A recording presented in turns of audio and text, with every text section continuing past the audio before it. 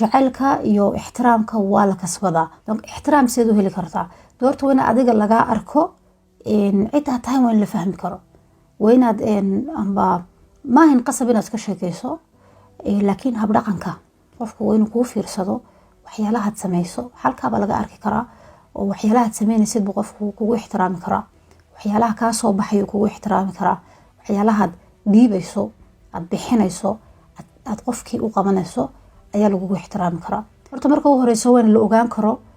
maxaa kuu muhiima waxyaalaha kuu muhiima dee dadka ku arkaya noloshaada kula qaybsanaya amba ku horjoogo wayna ogaan karaan waxaaba ay muhiima. arinta labaadna waxa weeyaan xadkaaga weyn la ogaan karo wax kastoo lagugu dayo amba wax kastoo adigu samaynaysid halkee xadkaagiya halkeen lasoo dhaafi karayn amba xagee adu aana dhaafi karayn qofku waa inuu cadaan karto taas xadkaaga weyn la ogaan karo waa inaad ahaatid qof qowl leh wajigu waa baasaboor cishaba filin haddaad lasoo baxdo cishaba wax haddaad la timaado aamin daro ixtiraam daro iyo dee qofaan qowl lahayn ayaa u joogsanaya waa inaad qowl yeelan kartid waa in la ogaan karo markaad tiraahdo waxaa waan sameynayaa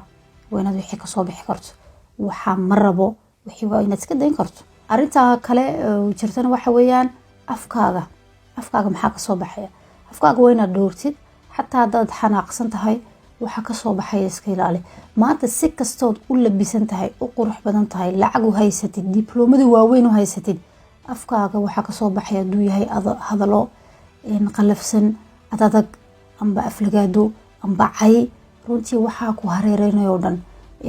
lama arkayo wala quruxdaadan la arkayn wala lacagtaadan la arkayn wala waxba bili aadanba laguma haysanayo oo qof jira laguma haysanayo marka afkaaga waxa kasoo baxaya inaad mar walba dhowrto ayaa wanaagsan qofkaanad raali ka ahayn waa tusi kartaa inaad raali ka ahayn adoo isticmaalaya hadallo degan horta qofku inuu mar walba hadaladiisu iska deganaadaan si lagu fahmi karo qof qaylinaya maanta ayaa fahmaya hadallo degan hadallo runtii taabanaya waxna adiga ku taabtay wallahi anigu waxa raali kama yahay yani afkaaga markasta wayna doori karto midda kale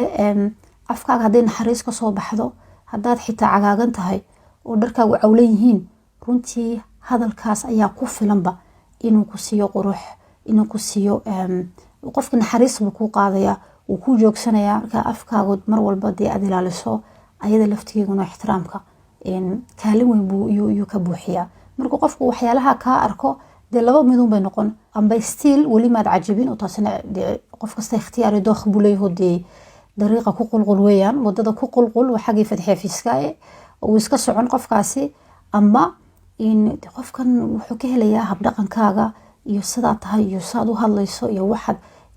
xuduudkaagii buu ogyahay kuma soo dhaafayo qofkaas wuxuu garanayaa halka lagu soo marin qofkaas wuxuu garanayaa inaad qowl leedahay qofkaas wuxuu garanayaa inaad afkaaga wax wanaagsan mooyaan wax kale loogu iman haddii xitaa waxyaalo ku dhibayaana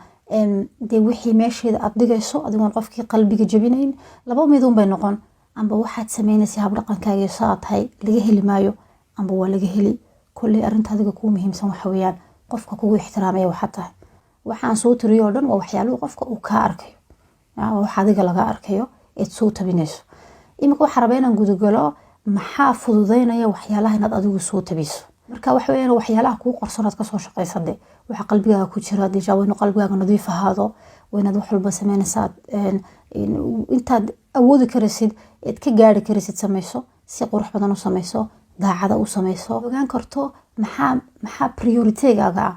maxaa muhiim ku ah adduunkana walaalayaal waa maalmo kooban waxa isla jooga oo is hareeraya inta isfahmaysa marka isfahanku waa waxaad soo dhisayso marka waxa wanaagsan noloshaada iyo khulaashoyadaada iyo xiriirada aad samayn doonto inaad ku soo dhisto wax adiga kuma talayade wana adigu marka adiga haatid aad dadaasho